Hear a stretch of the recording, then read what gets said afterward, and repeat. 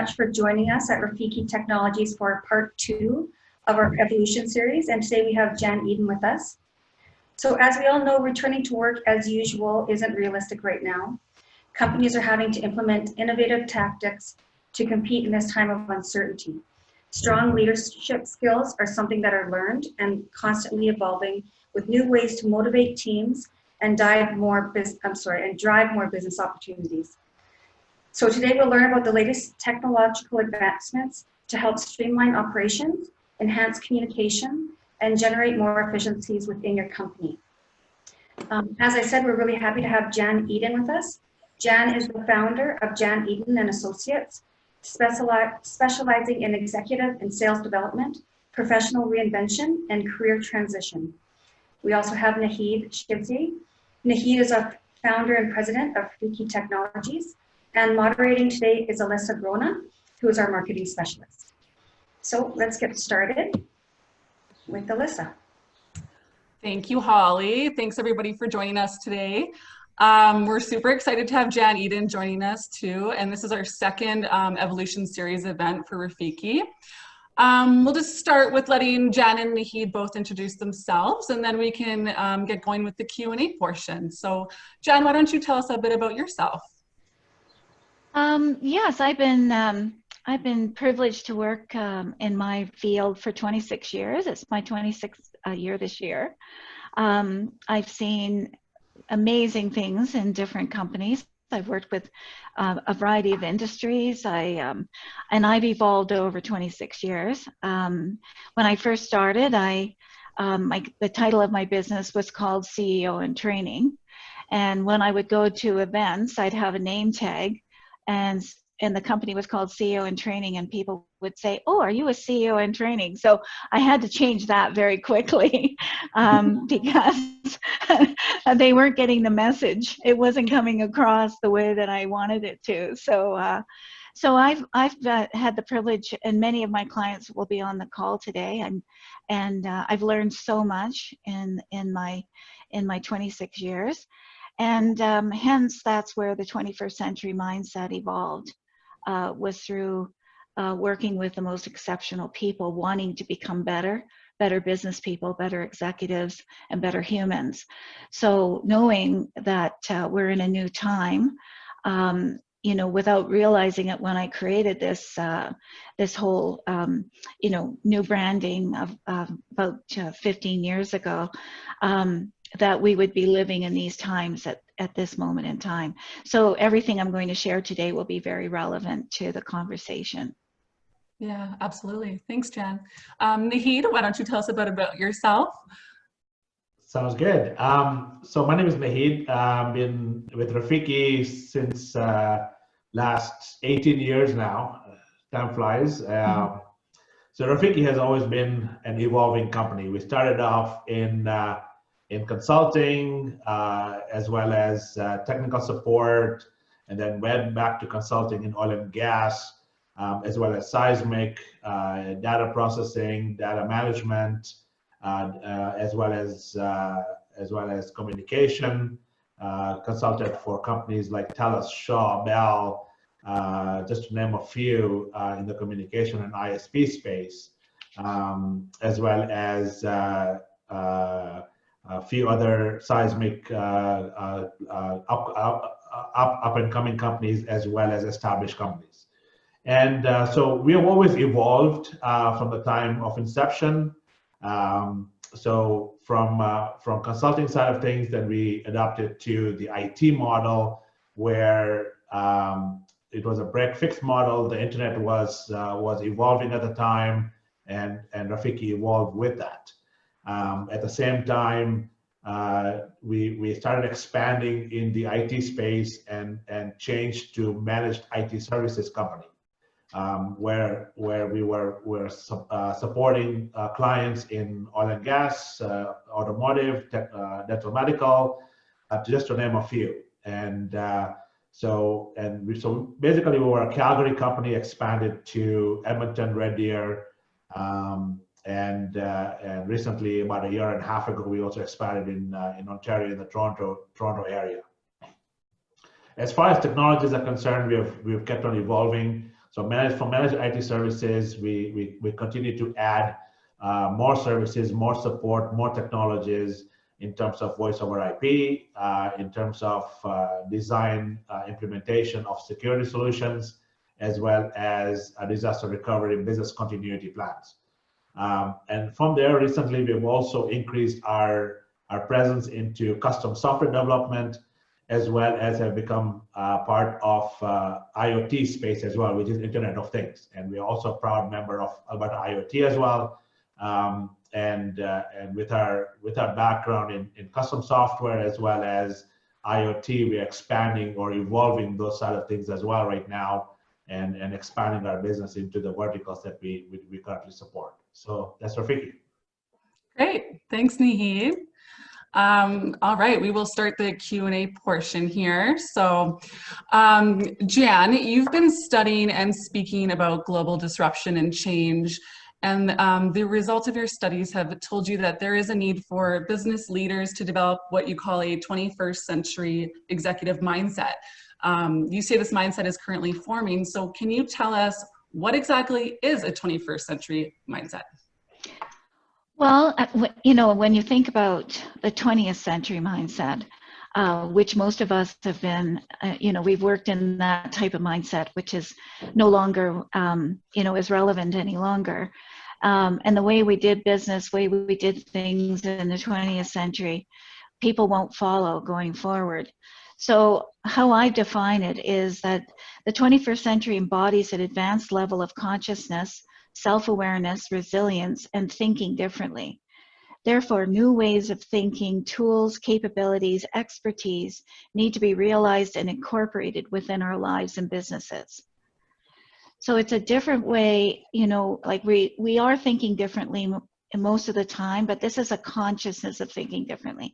So I've made a practice working with people to help them think differently and to create new businesses, new ways of doing things, which has been very successful for very many. That's really relevant right now. Absolutely. Thanks, Jen. So Naheed, let's talk about the evolution of the actual business, not just the mindset of the business owners, but the actual business. So I know we have a lot of business owners joining us today. And how do you define evolution, and how can technology help your business evolve? So according to technology evolution and purpose, evolution in technology can be used to describe how complex systems of technology are shaped by and developed through the process of evolution over prolonged periods of time. So we always refer to this example where when internet made online shopping a phenomenon, companies like Google, Microsoft, Amazon, just to name a few, turned consumer digital data into competitive advantage. Now, these and many other companies are now the powerhouse of data and technology and have evolved significantly. These companies have also assessed technology implications and then adapted business models to continue to grow even further. Not every new technology is meant to help your company grow or succeed or evolve, and are not guaranteed to succeed based on this. We are going through a changing world and changing businesses and changing customer habits. So we feel that to use the technology, open and expand in new markets and verticals, use collaborative tools such as voice, data, and analytics to complement those tools, explore online markets. We've been seeing some integrations with payments, things like contactless payment systems, as well as currencies.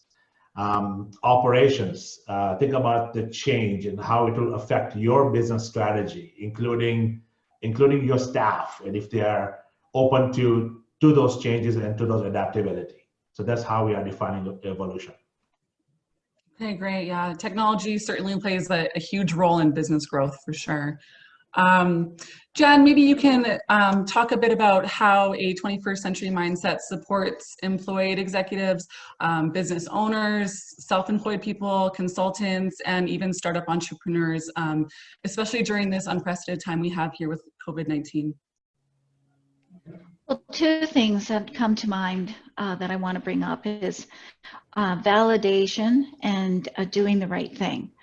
So one of the things that as humans we're not, we haven't been trained to do, or it doesn't come naturally, is identifying and expressing our value. And I believe going forward, we have to. The world is very, very competitive. It's very confusing, and we need to spend time really acknowledging who we are and what we have to offer.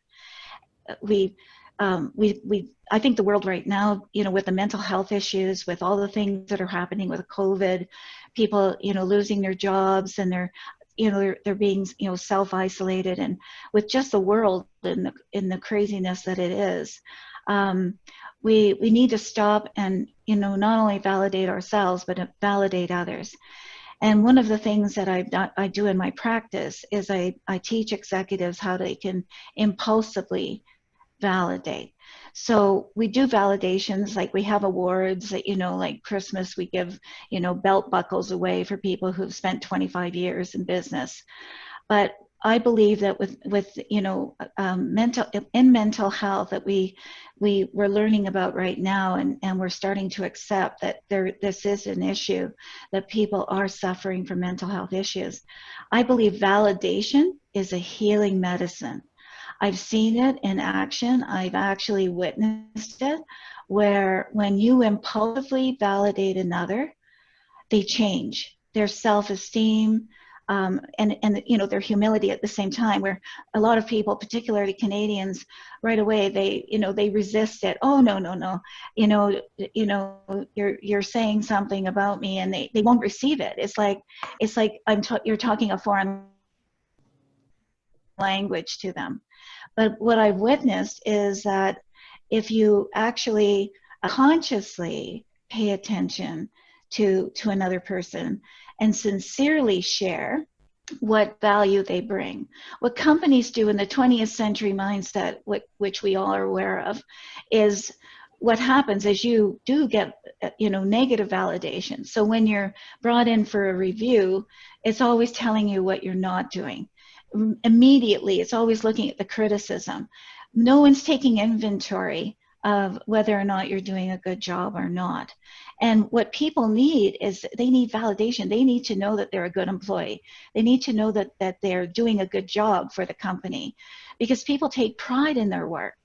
They come to work for a reason. Either they have to pay bills and have to come to work, or they come to work because it's a good place to go. And then some people get caught in their job and they can't get out because they don't have any other options. And then their work starts to be affected. So I'm going to tell a story about validation, just to give you from a client perspective of what we did. There was a client I worked with several years ago, and they had a frontline staff, and they were all women working as clerks at the front line. So they had tons of people coming in needing services. So they were making mistakes like crazy, and the owner hired me to help him to resolve these errors, or he was going to lose his license. It was that bad.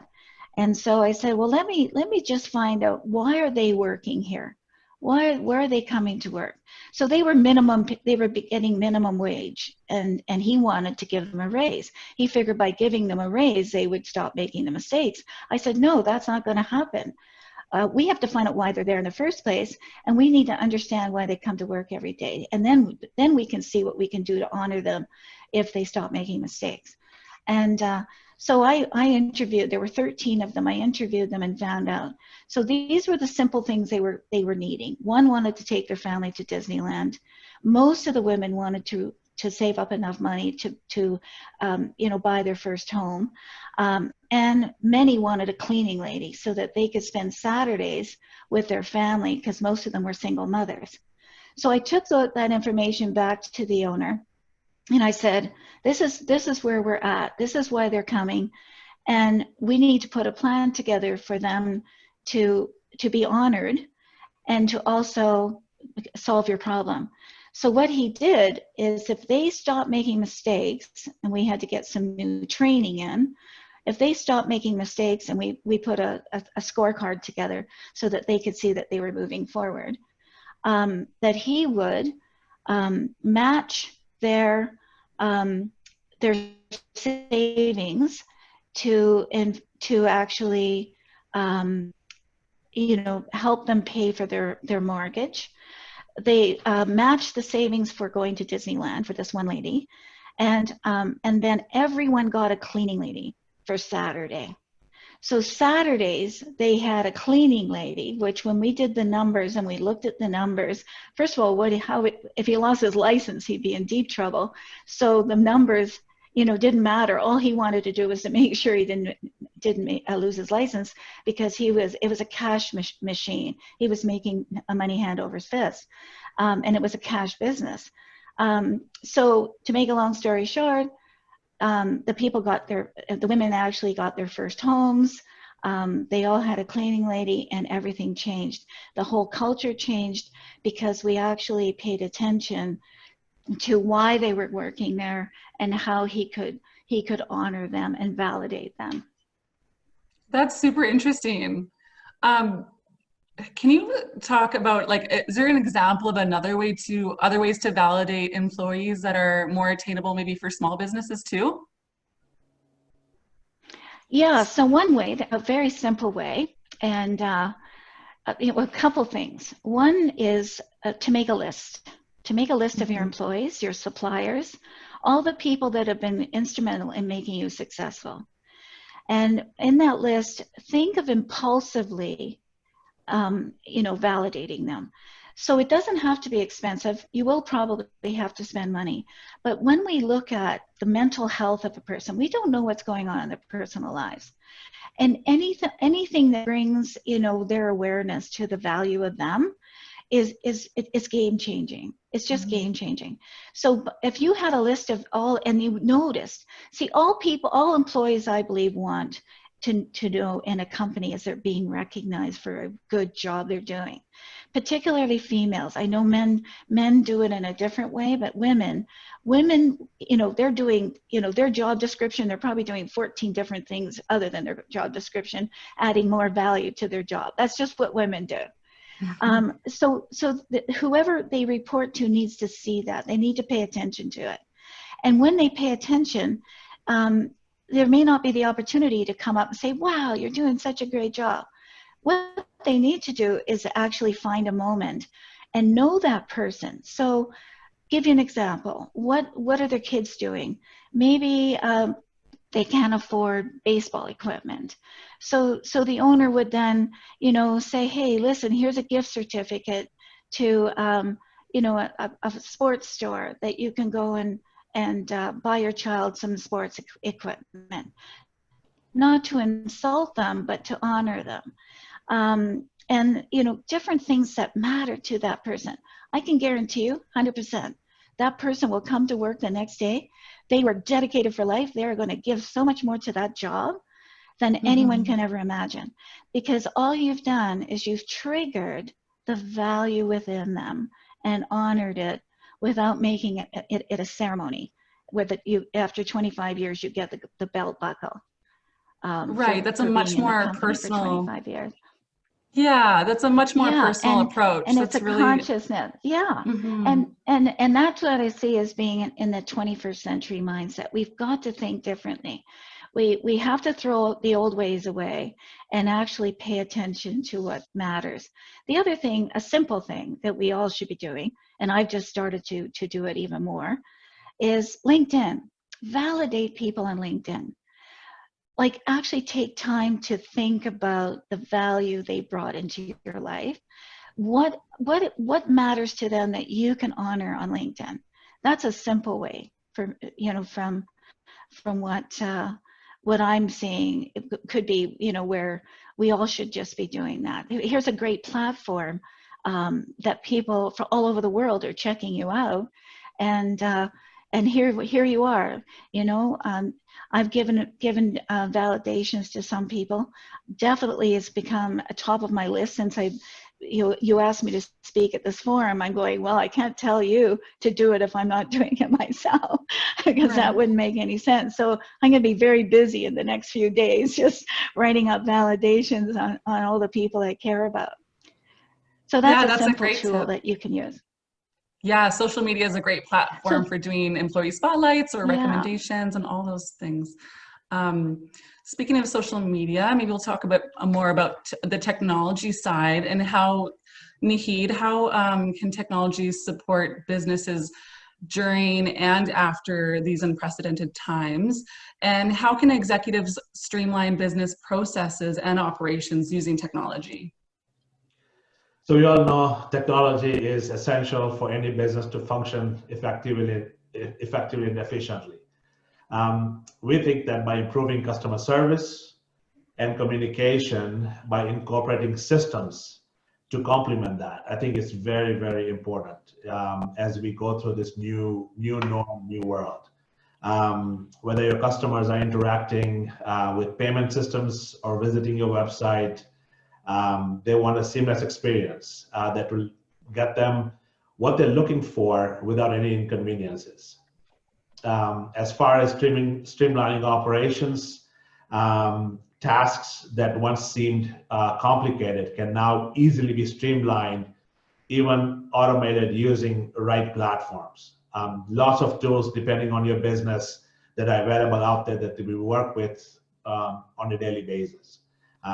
We are primarily a Microsoft vendor, a Microsoft reseller, as well as some other software vendors out there. So depending on the business, depending on the processes, we work with lots of tools that can streamline as well as make your business operations much more efficient and much more effective.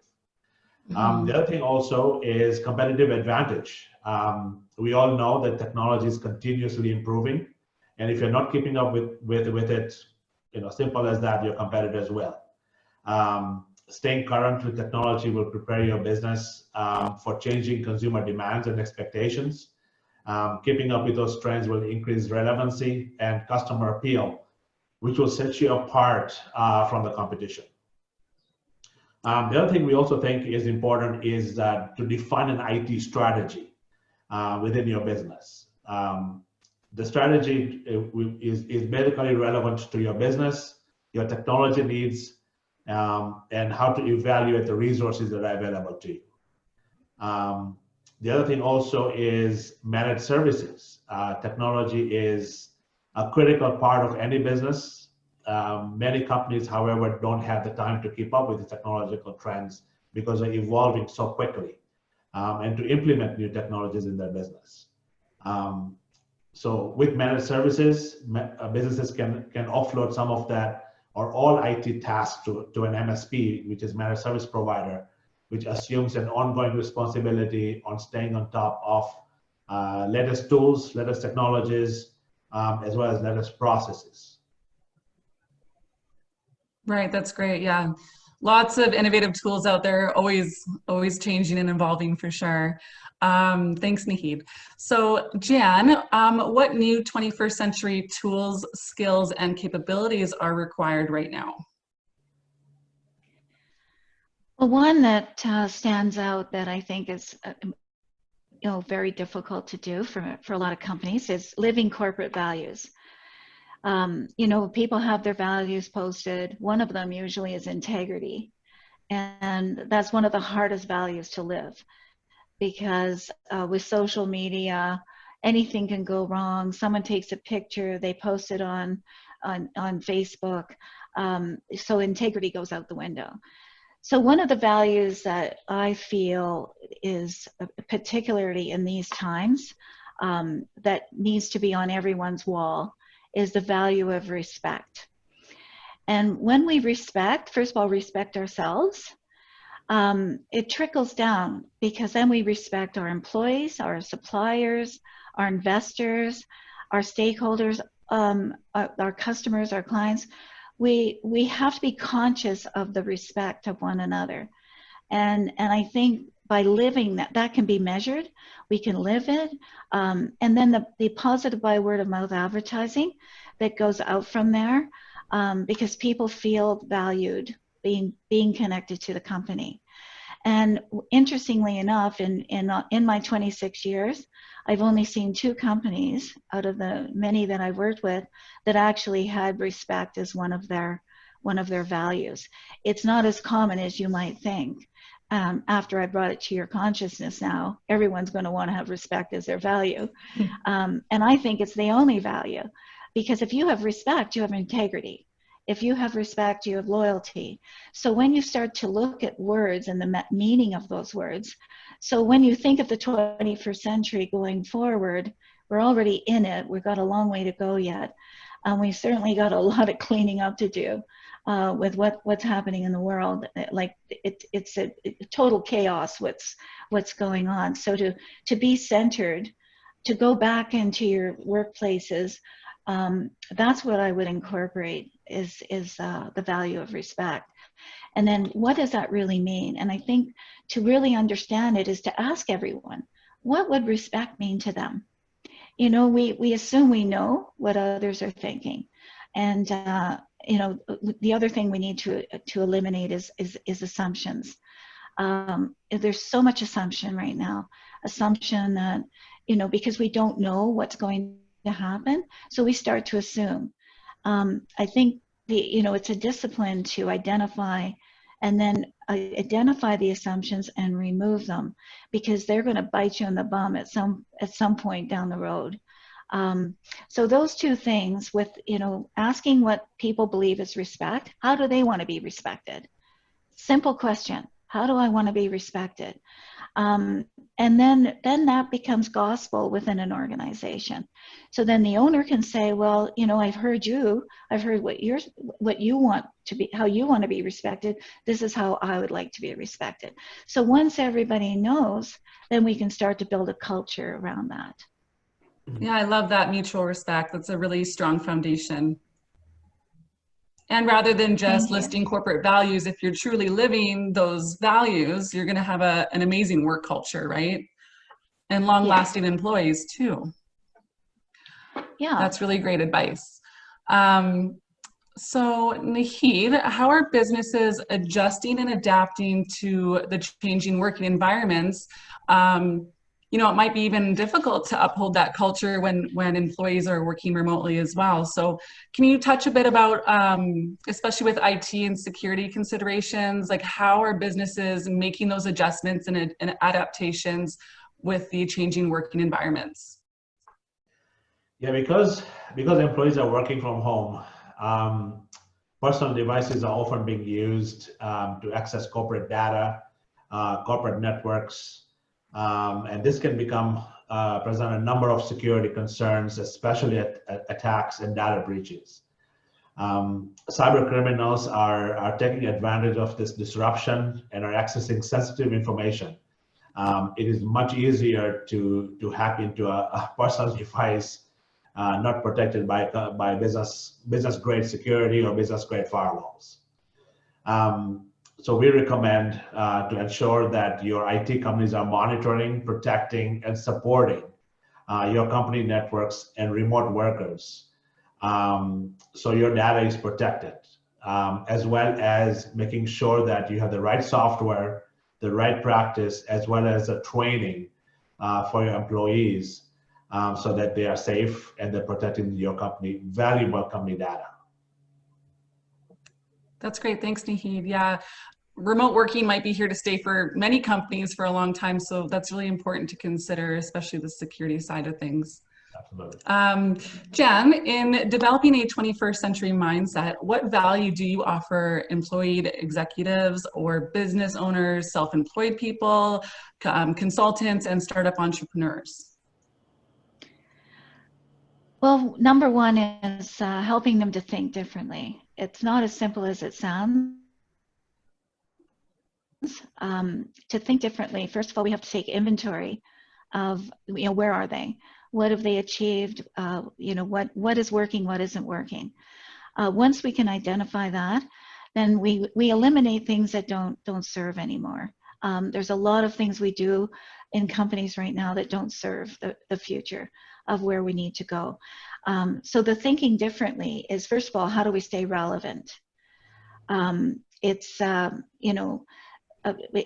that, we're all vulnerable. We're all vulnerable because we're competing globally now. We're not competing with our neighbors. We're competing. We don't know what's going on in the rest of the world. They may have the same idea as you, and they're running down the road faster, quicker, getting there first. Doesn't mean they're better than what you're doing, but we have to be conscious of the global the global world more so than ever before, and honor that, because and that's why the thinking differently is the awareness of, what are we up against? Where are things going? And what Naheed's sharing is that we've got to be technologically ahead. And in business, we have to be ahead. We've got to get in front of this tsunami wave of unpredictability in the best way that we know how. We cannot be complacent anymore. We can't rest on our laurels. We need to be smarter. And even though we're all smart, everyone on the Zoom call is smart, we need to be wise. And being wise is from experience. It's from researching. It's paying attention. It's having an edge. So working with me, I'm the one that's conscious of all these things and helping people to evolve, to quicken where they need to be. Because we can talk about a lot of things that we're going to do, but it's taking action. And sometimes it's the hardest part, is to take action. Once we take action, what are we up against? Because we're only human. We don't have the resources to know everything. So by having, someone like myself guiding you to make sure that, because I'm looking at what you're not doing and seeing and helping. And I've made that a business over 26 years, and I'm very, very privileged and proud of all the people that I've had the privilege of working with, and I have this other ability. I have this very strong intuitive ability that besides the researching that I do, I can sense things, I can see things that they may not see because they're in a linear mindset most of the time. So that gift has helped a lot of people make some better decisions going along the way. Oh, I bet, for sure. That's really interesting. Naheed, can you tell us a bit about an IT management mindset as well, and how we should approach that? So what's important to keep in mind when managing your business's IT in terms of your operations, but as well as employees and their training? Absolutely. So as Jen said, think different and think forward and be wise. So don't be reactive when it comes to the latest technology trends. When new technology is unveiled, there's a buzz around before it's released. So do your research, partner with the right technology company. Have your IT team analyze these upcoming technologies and assess whether they fit within your IT strategy for your business, as well as within the budget moving forward. But keep on evolving, keep on upgrading the technology, and keep moving forward. And keep on thinking differently, as it's a changing world, and it keeps on changing. We think every hour, if not every second. And if all this, if they fit within your business model to make it more efficient. At the same time, we feel that training is and will be a critical part to your business. Make learning a culture norm within your business, within your company. This will make your employees adapt to new systems, new processes, include courses that cover your learning values and processes for change. This will ensure that your technology, all your technological changes, as well as your staff, are current and they're ready to adapt. So we feel that that's the training as well as online learning is very, very important going forward. I like that learning culture. I really like that. That resonates with me. And I think embracing technology is definitely step one in setting your company up for success and growth, and thinking differently in terms of leadership, but also embracing technology and how you can have that competitive advantage. It's really great. So thank you so much, Jen and Naheed, for giving me the opportunity to talk to you both and gain insight into creating positive change for growth. I hope everybody on the call here got some valuable information as well, and actionable things that they can implement into your own business as well. So I just would like to open it up for questions. If anybody has questions for either Jen or Naheed, you can just message them directly here in Zoom and I will ask the questions. Sometimes it takes a minute for people to type, so we can just kind of do your guys' closing remarks if you like. Naheed, we'll start with you. Sure. So I like to end with this quote that says, "Want to survive and thrive in this world, then your team needs to think like Apple, react like Google, and change like Microsoft, because only then we will survive the technology race." That's good. Yeah. That's a high bar. Very good. That's a high five. Jen, do you have any closing remarks for everybody here? So you're waiting. Yes. Yes, as Naheed said, things are changing in the moment, in an instant, and with all the intelligence in the world, we don't know how to get in front of it. And so we're running behind. We're following the maddening crowd. I think it's staying centered in what you're doing, and literally paying attention to what's around you. There's so much changing around, and I think from my experience, businesses are very insular. They start drinking their own Kool-Aid. If they're making money, they think they've arrived, and money is an outcome. We have to have somebody, I call it the proverbial scout on the hill. We need to have a scout on the hill in companies right now, looking out, paying attention, because they may be knocked off the game board sooner than they even can imagine, and they don't even know what hit them. I've seen this in many companies, and we know some of the bigger companies that no longer exist because they weren't thinking ahead. They weren't being proactive, and they weren't able to diversify quick enough in order for them to still be existing today. Yeah, exactly. Okay, we have a couple questions. Bob says, what is the greatest challenge to getting companies to adopt to new technologies?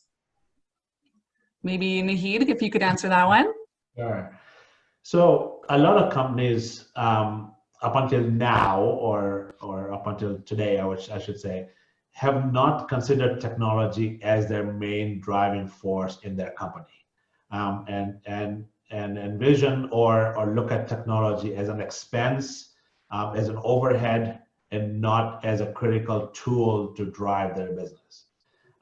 So that mindset has to change, and it has to change quickly for a lot of companies. Because technologies are now becoming, or have become, the critical path for companies to survive. If they do not have the right technology, if they do not have the right tools, and most importantly, if they do not have the right staff to use that technology, that will basically keep them from moving forward to have a competitive advantage, and for them to survive in this new world. Awesome, thanks Naheed. There's another question for Jan here from Daniel, and this is good because I'm kind of interested in this as well. Jan, do you have a process for engaging with new clients? Is there an interview process or questionnaire? Like how do you interview with them and onboard them? Well, I have a 3-hour introductory session, and in that introductory session, I send a questionnaire in advance, and they fill out the questionnaire, so we don't have to spend time, just learning about each other. Then I have data prior to that 3-hour meeting. In the 3-hour meeting, what we do is we actually define areas that the client requires that need to get done. Whether or not they continue to work with me going forward or not, they leave with information that will support them going forward with whatever requirements they were hiring me for in the first place. So in my repertoire of my client base, I work with executives, to help them grow their companies and to be better leaders. And then I also work with salespeople. And I find that advanced selling, there isn't a product out there to help people with advanced selling. Steve Morgan's on the call right now, and he's probably the top salesperson in the world that I know. He needs to be giving his own courses, because I know how valuable he is in sales, but he's rare. And most people in sales aren't salespeople, they're order takers. And so I designed a product to help people to graduate into becoming sales experts. And that's been very successful. And on both sides of that coin, business development and sales are two different things, just like marketing and sales are different. And I think people combine them, and they're all separate processes. And of course, I offer products in 3 different areas. Then I also work with CFOs. I developed CFOs to run businesses in the 21st century. And I work with the 5 pillars. The 5 pillars are, first of all, they need to be leaders. Most CFOs are hidden away. They are only asked to come out when they need to know about the numbers. And to be a 21st century CFO, you need to take a leadership role. You need to become the financial scout on the hill. You need to know about technology. They need to know Naheed, because they need to look at their company, and they need to bring new technologies and understand the cost and budget for that going forward. And they need to develop, they need to be constantly self-developing, because their voice is very important, and they need to align with sales. If finance and sales going forward are not in alignment, because sales is always treated like the bottom of the totem pole, sales must be at the decision-making table going forward. So these are my principles. This is what I teach executives, that they have to look at these different positions in it with a different view. And then I also offer another product called the value of you. And that evolved from people not knowing how to communicate their value. And so we've written books, we've done news. I've even actually helped people get in the newspaper, where they become not publishers, but writing articles for newspapers. So premiering their value, and what the whole process is even though we end up with a product, their confidence, their level of confidence goes through the roof, because all they realize is how valuable they are. Once they realize the value of them, then they're able to achieve more, because most people don't know how to do that themselves. So I help them along with that. I think a lot of people in companies struggle with communicating their value. Absolutely. I'll just read a message from Debbie here quickly. And she says, I think until companies understand the importance of their data, they will never understand how technology will benefit them. So leveraging data for business decisions. Hey, Naheed, it's important, right? Absolutely. So thanks for that, Debbie. It's critical for companies to understand what data do they have, what are they collecting, why are they collecting, and again, what technologies are they using to leverage that data? We run into companies all the time where they're collecting so much data, they have storage that they're paying for, but they do not know what to do with that data, how it can help and assist those companies moving forward, that they can leverage that data that they're collecting. At the same time, on the security side, again, they do not know how valuable the data is, or what the data is for, before they can even consider the security and business continuity solutions to protect that data. We run into dental medical, corporate companies that have financial, personal data that they store and share. And especially now with remote working, as well as employees working from Starbucks or from their home networks that are connected to multiple devices, and they don't understand how important that is to protect that data and to protect that stream of data and how they're accessing it, and the risks associated with that. So you're absolutely right. Yeah, data needs to be protected and leveraged, and absolutely. Thanks, Naheed. This is from Bob. What is the metric that you use to help people recognize the value of their data? Ooh, that's a good one. So it depends on the industry. So in let's say the dental medical side of things, or the dental medical business, especially on the dental side, the data is analyzed based on the systems that they use, and how often they're collecting that data, the analysis part of it, how much revenue that data is generating for them, as well as how are they leveraging that to grow their business. I think that's very, very important. In dental, for example, there's companies that have data, that they have prospective client information that they can farm, and they're able to produce more business, but they're unaware of how to analyze and how to farm that data so that they can create more business opportunities for themselves.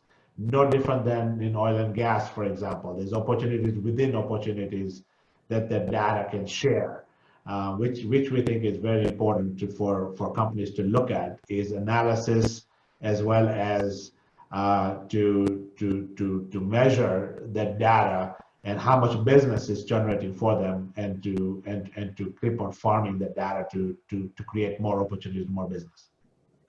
Do you help present that data so that it's easily digestible for the business, or easy to analyze? Because sometimes it's really complicated, right? Absolutely. So we've got systems in place where we can, and we've got multiple partners that we work with that specialize in data mining, as well as data analysis, as well as coaching and on the business analysis side as well. They can tie in the technology as well as the business component for their business, and they can make it more relevant so that the companies understand that the data that they have is how can it be more valuable to them, how can it be more they can use in terms of leverage, as well as opportunities as well, for sure. Great, thanks, Naheed. Holly, I'll let you take it from here. You're on mute. Yeah. There you go. I sure enjoyed that. That was a really interesting session. So thanks very much, Jan and Naheed and Alyssa. We'll be sending everybody a follow-up email with the recording of this session, as well as an invite to part 3, which will be June 15th, and that will be based around privacy and security. So thanks again, everybody, for attending. I'll also put Jan and Naheed's contact information in the email, so if you have any questions, you can always reach out to them. Great, thank you. Yeah. So thanks for coming, thanks for attending, and have a great evening. Thanks, everybody. Thank you. Bye. Thank you very much. It was very good. See you. Yeah, thank you. Thank you.